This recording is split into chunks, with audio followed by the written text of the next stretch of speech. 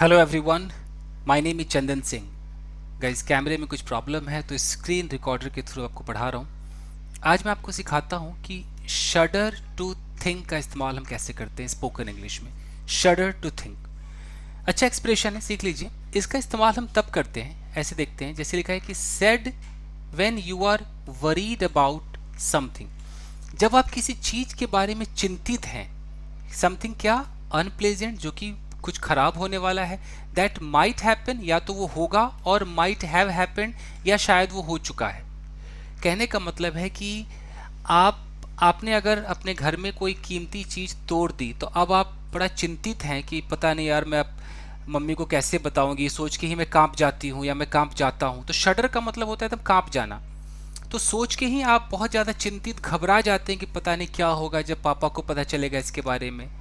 तो ये सिचुएशन आता है जब हम कहते हैं ना, ये तो सोच के ही डर लगता है यार, ये तो सोच के ही मैं कांप जाता हूँ कि अगर उसने कुछ ऐसा कर दिया होता तो क्या होता। तो आप सेंटेंस ऐसे बना सकते हैं, आप समझ पा रहे हैं। शडर टू थिंक, आपको ऐसे बोलना है कि आई शडर टू थिंक, यानी कि मैं ये सोच के ही घबरा जाता हूँ, कांप जाता हूँ। ये है। तो सिचुएशन समझ में आ रहा है। कह सकते हैं कि टू बी वेरी वरीड, बहुत ज़्यादा चिंतित होना, या फियरफुल अबाउट, या किसी चीज़ के बारे में एकदम डरा हुआ होना। एग्जाम्पल देखते हैं गाइस। देखिए, आई शडर टू थिंक, मैं ये सोच करके ही डर जाता हूँ या डर जाती हूँ, हाउ शी विल रिएक्ट, वो कैसे रिएक्ट करेगी, when she gets wind of this news.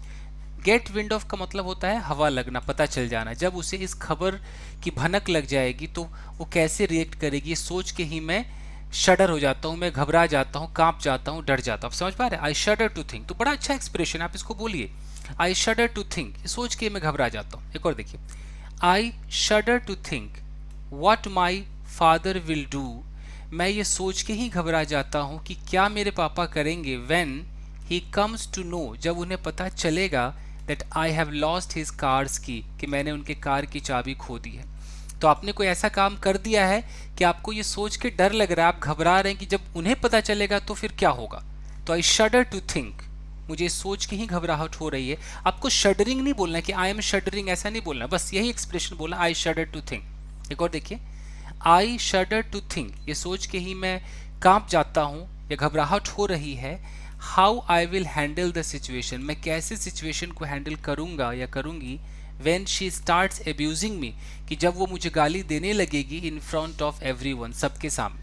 यानी कि बंदा कह रहा है कि यार जब वो सबके सामने मुझे गाली देने लगेगी तो ये सोच के ही मैं घबराहट हो रही कि मैं कैसे हैंडल करूंगा उस सिचुएशन को। यहाँ जो सेंटेंस आप देख रहे हैं ना कि एक जगह विल है और एक जगह प्रेजेंट इंडेफिनिट है, तो ये आपने सुना होगा ना कि आने वाले फ्यूचर में जब दोनों फ्यूचर हो तो एक को हम प्रेजेंट इंडेफिनिट में दिखाते हैं ना, कि जब वो आएगी तो मैं उससे बात करूंगा, when she comes I will talk, तो वही वाला सिचुएशन है। एक और देखिए, आई शडर टू थिंक, ये सोच के ही मैं घबरा जाता हूँ, how he would have been thrashed. अब यहाँ देख रहे हैं, how he would have been thrashed, यहाँ पर काम हो गया उसके बारे में कि कैसे उसे पीटा गया होगा।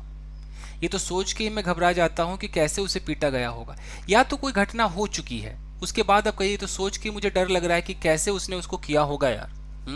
कैसे उसका एक्सीडेंट हुआ होगा, कैसे वो एरोप्लेन गिर गया होगा, या आने वाले भविष्य में क्या होने वाला है ये सोच के आप घबरा रहे हैं, तो भी बोली कि तो सोच के मुझे डर लग रहा है कि मेरी मम्मी क्या कहेगी, I shudder to think what my mother will say, ऐसे आप यूज करेंगे। तो आपके समझ में आ रहा है गाइस।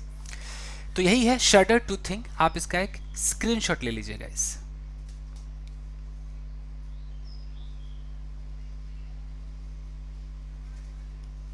आई होप कि आपने इसका स्क्रीनशॉट ले लिया होगा। तो बस आज के लिए इतना ही दोस्तों।